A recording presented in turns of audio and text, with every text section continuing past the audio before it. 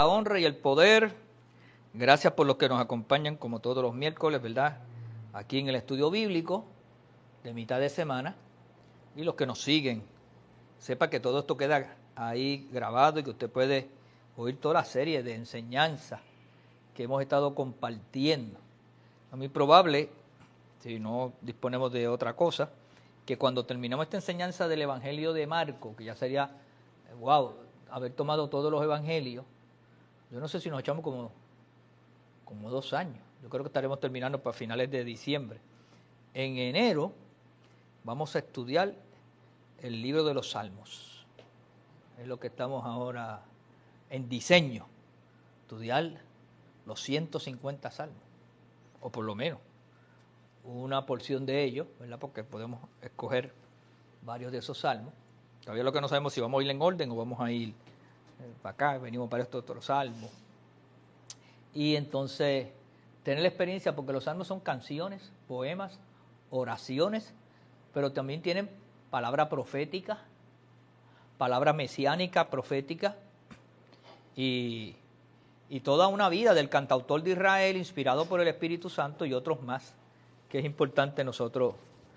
Porque si algo la iglesia utiliza como referencia en evangelismo y en fortalecer y en canciones, son los salmos.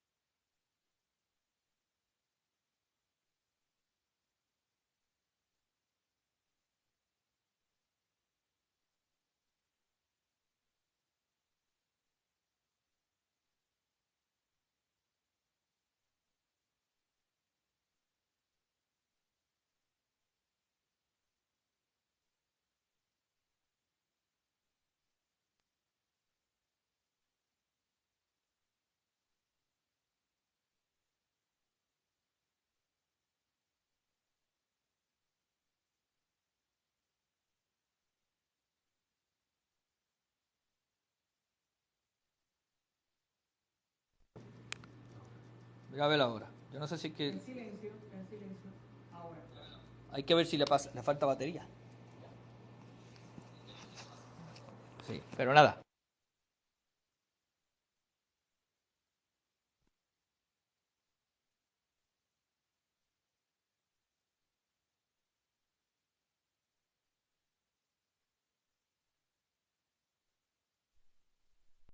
Y entonces pues se va a oír porque yo hable fuerte. Hay teólogos que piensan que Jesús fue tentado desde que arrancó y así lo promueven. Sin embargo, hay otros teólogos que piensan que la tentación fue ya en los últimos 24 horas.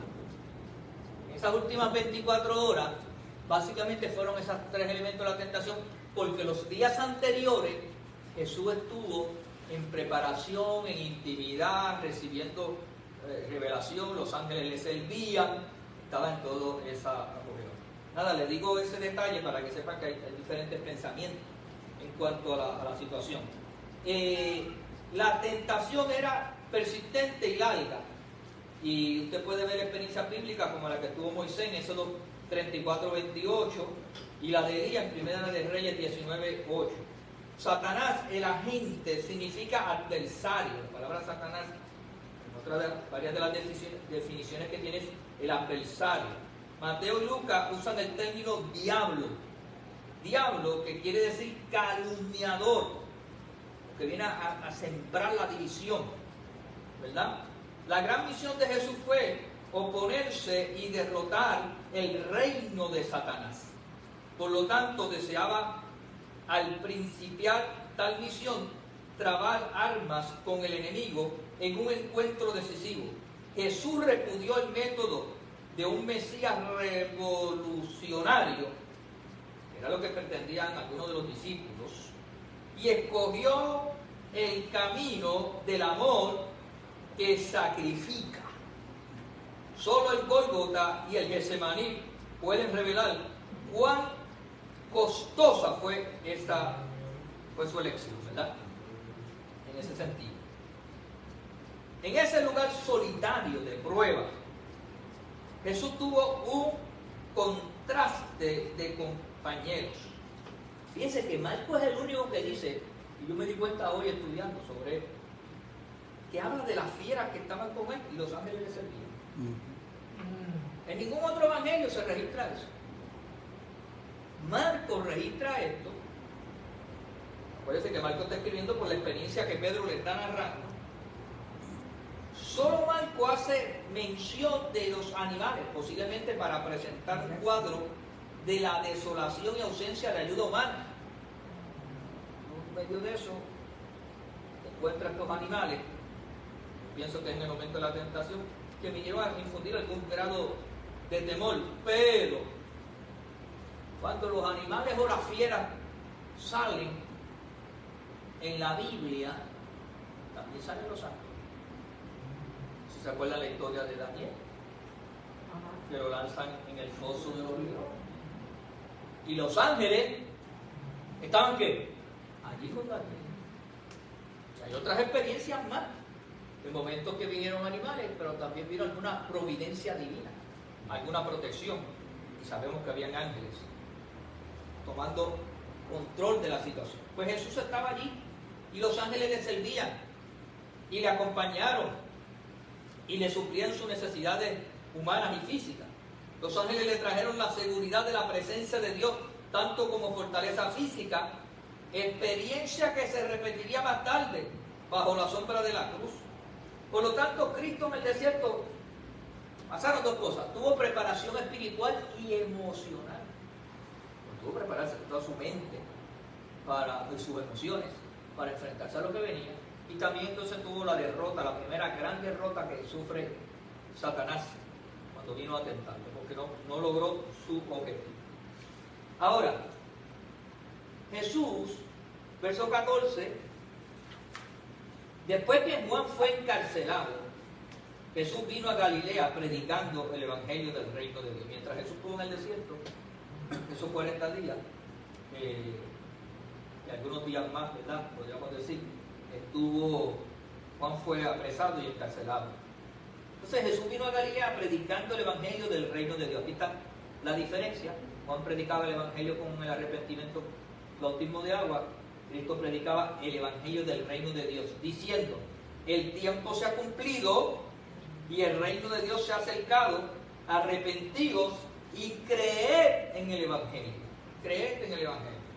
Ahora, el progreso del reino no puede ser bloqueado. El amordazamiento de Juan por Herodes Antipas fue una señal para que Jesús comenzara su ministerio de predicación. Una vez arrestan a Juan, pues Cristo empieza a establecer el ministerio. Y ambos se respetaron, cuestiones ministeriales, cosas que hoy en día pues a veces no ocurre, no hay ética ministerial en ese sentido, a veces de respeto. Jesús vino predicando las buenas nuevas de Dios. No tinieblas y perdición, sino buenas nuevas. Era un mensaje friendly, era un mensaje de esperanza, de acompañamiento, de decirle al pueblo: acércate. Porque esta era la última gran oportunidad que tenía el pueblo de Israel. Aquí, o lo aceptaban o se cancelaba todo para ellos.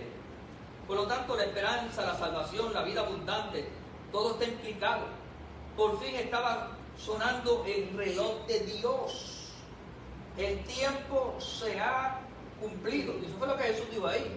El tiempo se ha cumplido, por lo tanto estaba estableciendo el reloj de Dios, la palabra profética. Este es un lugar en que la palabra tiempo no se refiere a cronos, que es lo que significa espacio de tiempo o hora, como tú y yo lo conocemos, sino a kairos, la palabra en el griego. Tiempo oportuno o a propósito. Kairos es el tiempo oportuno, el tiempo que Dios ha diseñado, la temporada o propósito que Dios ha destinado para ti. Y ese era el destino de Israel, era el kairos de Dios para Israel. O ustedes lo toman o lo dejan. Era la última, era el cierre de la temporada. Hay momentos que Dios hace cierre de temporada, hermano. Que es el kairos, lo que está ahí. Si tú no agarras el kairos, como dicen por ahí, que te pasó el tren, te pasó la guagua, ya no viene otra. En lo que sucedió con Israel, la hora crucial de su destino había llegado y la perdió. Una generación más tarde, Jerusalén quedaba destruida mientras los gentiles escuchaban el Evangelio, conforme a Efesios capítulo 1, el verso 10. Se terminó la era, como yo le he explicado a ustedes. Empezó la dispensación de la gracia y la dispensación de la iglesia para todos los gentiles, para todo el mundo. El reino de Dios puede ser considerado como el tema unificador de toda la vida. No era desconocido para los oyentes de Jesús. La palabra reino, que también se conoce como basilea, puede ser empleada con sentido abstracto o concreto. La soberanía y autoridad de Dios es un hecho presente en nuestro mundo moral, pero es disputada por la rebelión de los hombres. A ver, es real el reino de Dios, es real la palabra de Dios, pero ¿qué? Los que se rebelan viven en su desorden. Eso es lo que tenemos hoy, la lucha que hay entre los que viven conforme al corazón de Dios y aman y sirven al Señor, versus los que ¿qué? Se rebelan y quieren vivir la vida loca. Cuando Jesús vino a Galilea predicando, verdaderamente el reino de Dios se había acercado. El reino de Dios se había acercado a los hombres en la persona de Jesucristo. Y en ella realmente los confronta. En el verso más adelante, capítulo 14, 42, vamos a ver sobre eso, en el libro mismo de Marcos. Como Juan, la primera palabra de Jesús fue: arrepentíos, volveos a Dios, con un cambio radical de mente. Como quiera que sea, Juan solo vio la amenaza del juicio y dijo muy poco o más. Pero Jesús también vio la promesa de la redención y la incluyó en una nota positiva: creed al Evangelio. ¿Sabe? Juan se limitó a lo que era que se acababa el tiempo de Israel. Pero Jesús no solamente dijo: no, se acaba el tiempo de Israel, pero nace el tiempo de la iglesia, nace el tiempo de la gracia, y todo el que acoja el Evangelio del reino será salvo. Y Y aquí en adelante, redención será la disposición para todos los que creen. Por eso que Jesús dice, creed al Evangelio. El verso 16 al 20 dice, y andando junto al mar de Galilea, vio a Simón y Andrés, su hermano, que echaban la red en el mar, porque eran ¿qué? Pescadores. Y les dijo Jesús, venid en pos de mí, y haré que seáis pescadores de hombres. Y dejando luego sus redes, le siguieron. Verso 19, pasando de allí un poco más adelante, vio a Jacobo, hijo de Zebedeo, y a Juan su hermano, también ellos en la barca, que remendaban las redes. Y luego los llamó, y dejando a su padre Zebedeo en la barca con los jornaleros, le siguieron. Y aquí está el llamado de los primeros 4 discípulos, que 3 de ellos fueron bien cercanos a Jesús en muchas de las experiencias que se narran, ¿verdad? Hubo hombres que sintieron la autoridad de la palabra de Jesús y respondieron a su llamado como al de uno que tenía el derecho de hacer tales demandas. O sea, aquí no hubo mucho protocolo. Era por invitación. Los discípulos que vinieron fueron todos por invitación del Señor. Pero no era una invitación con mucho protocolo. Síganme. Porque la conexión de Jesús que hubo con la mente y el corazón de estos 2 hombres, con la autoridad que manifestó con la palabra, esa palabra los enamoró, los cautivó, los cambió de una manera radical en su mente. Fue un momento casual, aunque crítico, cuando Jesús anduvo junto al mar de Galilea. Lucas, que había viajado por un verdadero mar, el Mediterráneo, habla del lago de Genesaret. La dimensión del mar de Galilea era aproximadamente de 12 por 20 kilómetros, no muy caudaloso, pero sí era el centro de la actividad pesquera en Galilea. Yo que estuve en esos mares, la verdad que es impresionante, porque yo cuando lo vi pensé que era un mar, un brazo de mar. Pero inclusive allí nos hablamos, algunos decían que era un lago y otros decían que era un río. Por lo tanto, cuando uno tiene esa experiencia allí, uno dice, wow. De hecho, yo recuerdo aquí en Puerto Rico los ríos son pequeños y los lagos también. Sin embargo, cuando usted tiene la experiencia, yo cuando nene me impresionó cuando yo vi el río Grande de Loíza. De hecho, se llama así el río Grande de Loíza, porque lo veía cargado. Claro, cuando lo miras que va para la desembocadura allí en Loíza del mar, tú dices, te confunde, ¿verdad? Cuando es mar, cuando es río, ¿verdad? Porque es, para mí, no sé si es el más grande, pero creo que es uno de los ríos más grandes de Puerto Rico. En ese sentido. Ahora, este era como un brazo de mar. Cuando Jesús le dijo, Simón, equivalente en el Nuevo Testamento por Simeón. O sea, cuando usted oye el nombre de Simón o Simeón, es el mismo. No es que sea la misma persona, que es el mismo nombre, ¿verdad? Andrés, ambos estaban en la labor. ¿Cuál era su labor? Echar la red en el mar, eran pescadores. Se trataba de una malla circular pesada con una soga para arrastrarla y encerrar a los pescados como si fuera en una bolsa. Los aprisionaba ahí. Y eso es lo que se dedicaban a ellos. Acuérdate que Juan, o Simeón, o Simón, como queramos llamarle, perdón, Juan no Pedro, Simón o Simeón, como queramos hablarle, y Andrés, eran 2 pescadores independientes, ellos 2, y rústicos. Estos no eran acaudalados, estos tenían apenas sus redes y una pobre embarcación, ¿verdad? Pero de eso vivían, de eso sostenían su familia. Ese era su pequeño negocio. Pero vamos a ver el contraste ahora. Cuando Jesús les dijo, venid en pos de mí, estaba llamando a hombres rudos y trabajadores, acostumbrados a los peligros imprevisibles del mar y conocedores de los requisitos de paciencia de los pescadores. Estaban bien cualificados para ser pescadores de hombres. Por supuesto, tenían más que aprender, como lo explican las palabras, haré que seáis, los voy a convertir. Pero Jesús tenía la materia, la madera para tallar, el barro para construir la vasija, porque eran hombres que todos los días se tiraban un peligro. tenían que trabajar duro. Sabían de lo que era la paciencia del pescador. Por lo tanto, era fácil callar con esa materia, ¿verdad? O sobre ese material. Cristo lo llama no tanto por lo que son, sino por lo que puede ayudarlo a llegarse. El llamamiento y la respuesta parecen muy abruptos, dejando luego en el lenguaje del estilo nervioso de Marcos, pero es posible que ambos ya conocieran a Jesús por el ministerio de Juan el Bautista. Parece que la fama de Juan el Bautista se había escuchado, y Juan predicaba allí en el río. ¿A qué pescador no le interesa ahí? A ver si también pescaba en el río. A corta distancia Jesús se encontró con otro par de pescadores, Jacobo y Juan, su hermano. Jesús rápidamente llamó a los hijos de Zebedeo. Solo se era discípulo por invitación. Jesús le recordó más tarde a sus discípulos: no me elegisteis a mí, sino que yo os elegí a vosotros. Juan 15, 16. O sea que el Señor era el que los invitaba, el que los escogía.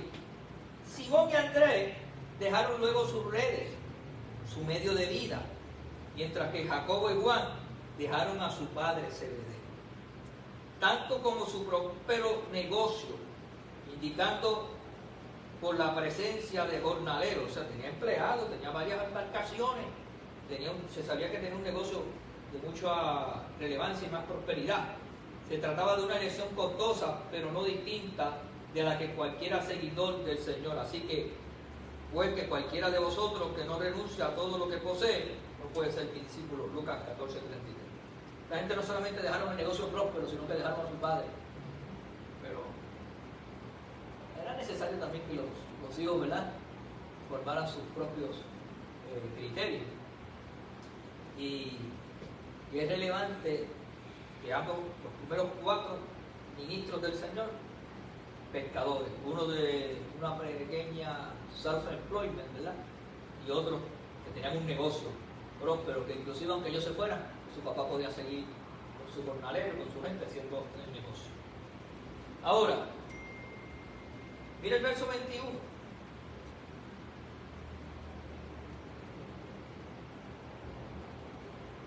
Aquí comienza el ministerio de predicación, comienzan las señales y los milagros. Y entraron en Capernaum, y los días de reposo, entrando en la sinagoga, enseñaba.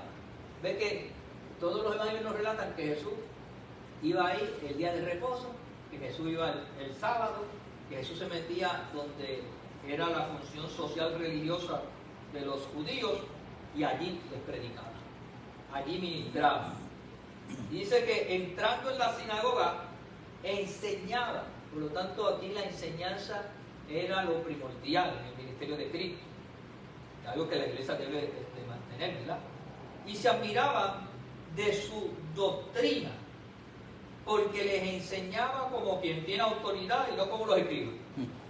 Los escribas enseñaban mucha teoría, mucho bla bla bla, mucha historia. Bueno, pero Cristo enseñaba con la autoridad espiritual.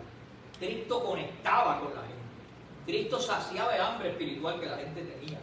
Cristo traía conocimiento y revelación práctica, más que teórica e histórica o religiosa. Por lo tanto, se admiraban de su doctrina, porque les enseñaba como quien tiene autoridad y no como los escribas. O sea, ellos pudieron diferenciar eso. Pero había en la sinagoga de ellos un hombre con un espíritu inmundo. Y es importante saber cómo ellos podían entender que era un espíritu inmundo.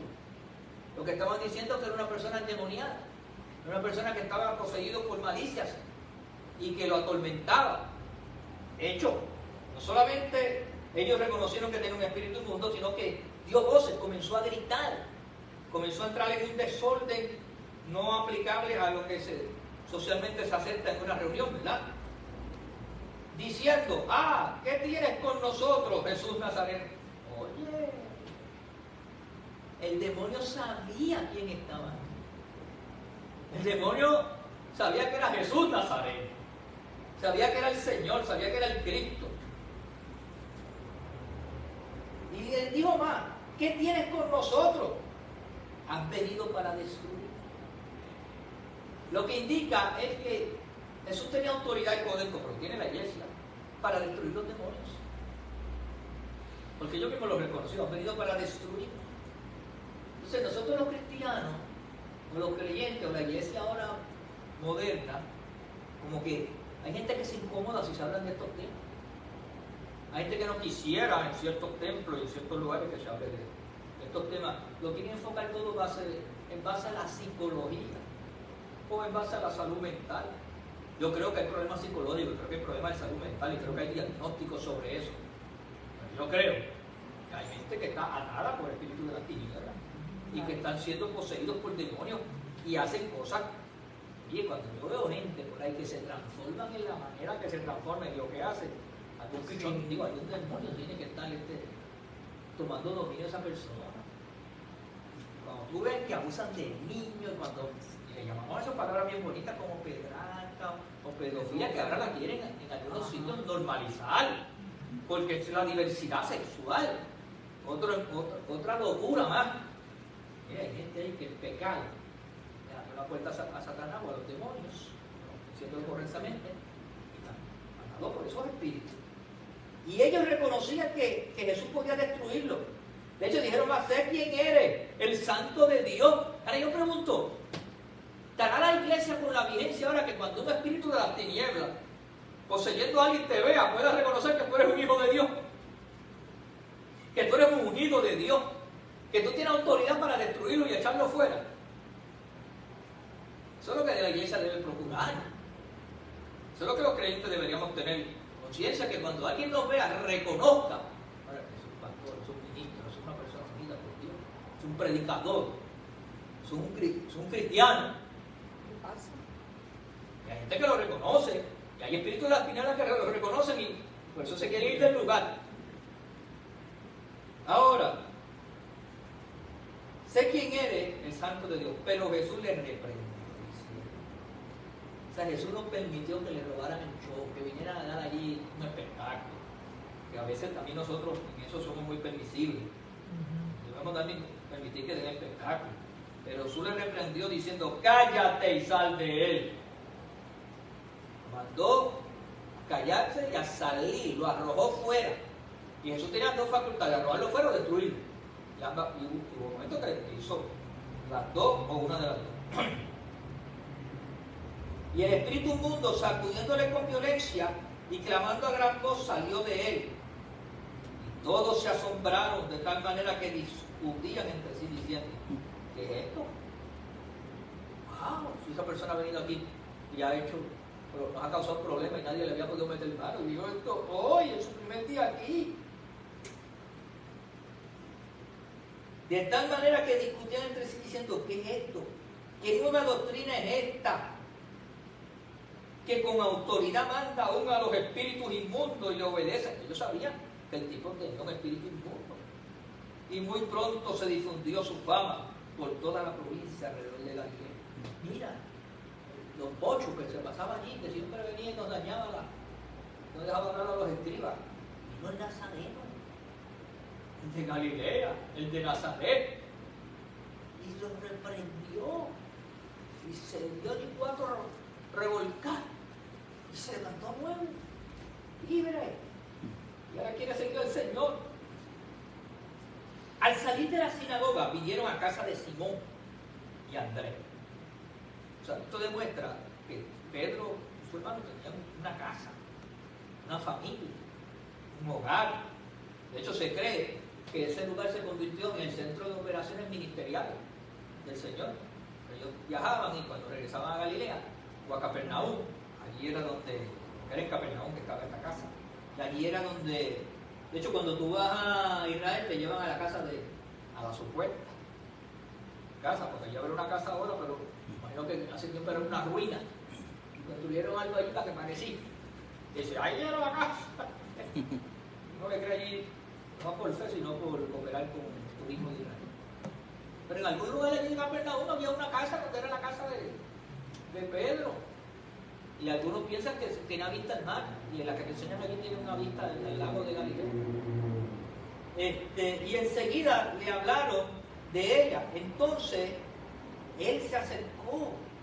La mujer estaba con una fiebre, que piensan que era una fiebre estilo de malaria, una fiebre grave, que no se podía ni mover. Y enseguida, él se acercó. Algo demuestra esto: Jesús era sensible y compasivo por los necesitados, los enfermos. Entonces se acercó y la tomó de la mano y la levantó. Ni siquiera oró por ella, la tocó con su mano. El poder que estaba en él tocó el cuerpo de aquella mujer y fue sana. Y la levantó e inmediatamente le dejó la fiebre, y ella le servía. El Señor te sane para que hagas algo. El Señor te liberte para que hagas algo. Cuando el Señor hace un cambio en tu vida es para que sea productivo en su ministerio, en la sociedad y en todo lo que tenemos por delante.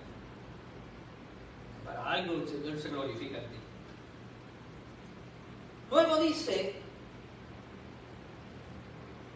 cuando llegó la noche, luego que el sol se puso, le trajeron todos los que tenían enfermedades. Oye, ya se corrió la voz. Un endemoniado había sido libre, la suegra de Pedro se sana. El hombre tiene poderes para sanar.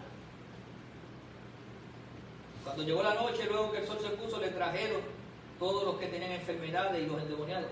Recuerden que esto había sido un sábado. Y tenían que esperar a que el sol se pusiera para poder terminar el día de reposo, no violar la ley. Entonces estaban todos ahí regando la boca, calladín. Y le trajeron muchos enfermos y endemoniados. Y toda la ciudad se agolpó a la puerta. ¿Sabe que las puertas eran lugares importantes de la ciudad amurallada? Eran lugares donde eran como las plazas públicas de nosotros, ¿verdad? En los pueblos aquí de hace muchos años. Y sanó a muchos que estaban enfermos de diversas enfermedades y echó fuera muchos demonios y no dejaba hablar a los demonios porque los conocían. Eso hace diferencia de enfermedad natural versus enfermedad o situaciones por causa de demonios. Bueno, separar eso. No toda enfermedad tiene que ver que la persona está endemoniada, pero sí los endemoniados muchas veces reflejan enfermedades, ¿verdad?, que nosotros conocemos. Ahora, levantándose muy de mañana, siendo aún muy oscuro, se cree que era la cuarta vigilia, entre 4 o 5 de la mañana, salió y se fue a un lugar desierto y allí oraba. ¿Ves que los lugares desiertos también son lugares de intimidad y de comunión? Señalar también que si Jesús oraba, se preparaba teniendo comunión con el Padre y recreándose en la presencia de Dios, nosotros que somos débiles y mortales deberíamos también hacer uso de la oración como fuerza espiritual, como momento para tener comunión con Dios. Es una necesidad de un creyente orar. Y le buscó Simón y los que con él estaban, y hallándole le dijeron: todos te buscan. Pedro, como era un hombre de calle, un hombre de pueblo, que sabían que allí habían revuelta y que ya lo que estaba pasando aquí se estaba saliendo fuera de control, dijo: no te vayas solo, nosotros tenemos que ayudarte y protegerte. Y él les dijo: vamos a los lugares vecinos para que prediquen también allí, porque para eso he venido. Pedro diría: Dios, yo que lo estoy tratando de proteger, que nos vayamos a esconder. Y este dice: no, ahora vamos por las ciudades más importantes, porque para esto he venido. Y predicaba en las sinagogas de ellos en toda Galilea y echaba fuera a los demonios. Mire todo lo que ha acentuado aquí. O sea que la situación de los demonios era bastante recurrente en aquellos entonces. Yo creo que también ahora. Lo que pasa es que nosotros pues tenemos mecanismos y métodos para dormirlos, pero no debe ser ese el propósito. Debemos sanar los enfermos y echar fuera estas malicias, estos espíritus, y destruirlos para que no se le metan a más nadie. Amén. Solo un amén. No se quedó pensando. un día Pensando. sí, levantaremos los demás por eso. Vino a él un leproso rogándole, hincada la rodilla, este se humilló y le dijo, mire, ya se había corrido la voz, oye, hay cosas que corren como pólvora. Si quieres, puedes limpiar. Hay que decirle al Señor si quiere, que es compasivo, que es amoroso, que lo que quiere es ayudar. Jesús teniendo misericordia de él, amándolo, siendo sensible y compasivo, extendió la mano y le tocó. Ahora, ¿sabes lo que? Los leprosos no se podían tocar porque te contaminaban y tenían que hasta que no fueran y te certificaran como sano, vivir casi como leproso. Jesús no le importó el riesgo, ni le importó el sistema legal ni social para sanar. ¿Quién iba ahora a poner en tela de juicio si Jesús estaba contaminado? Si lo sanó. ¿Qué más evidencia tú querías para demostrar? Es posible que el que lo sanó se enfermara. Por lo tanto, eso quedó relegado. Jesús extendió la mano y le tocó, echó fuera todo temor. Sabía que el poder de Dios era más grande que la enfermedad. Y le dijo, quiero ser limpio. Esa es la oración de acuerdo. Se puso de acuerdo con la fe del individuo. Y si dos de vosotros se ponen de acuerdo acerca de cualquier cosa que pidan a mi Padre que está en los cielos, Él lo concede. Jesús conocía las leyes que Él predicaba y las vivía. Y así que Él hubo hablado, al instante la lepra se fue de aquel. Quedó limpio. Oiga, el milagro fue creativo, el milagro fue instantáneo. La piel que estaba arrugada, cayéndose en pedazos, los pedazos de labios cayéndose, todo el cuerpo en una roncha, en carne viva. Comenzó ahí el milagro creativo, el milagro instantáneo, y esa piel comenzó a sanarse a los ojos de los que estaban allí, y el hombre quedó limpio, quedó sano. Aleluya, aleluya. Eso es poderoso. Los que estaban allí se quedaron. ¿Y qué Jesús le dijo al hombre? ¿Qué le encargó rigurosamente? ¿Qué le suplicó? Dice que le despidió luego y le dijo, mira, no digas a nadie. Si no ve, muéstrate al sacerdote y ofrece por tu purificación lo que Moisés mandó para testimonio. Ellos cumplen con la ley para que te den de alta, porque el que daba de alta era el sumo sacerdote.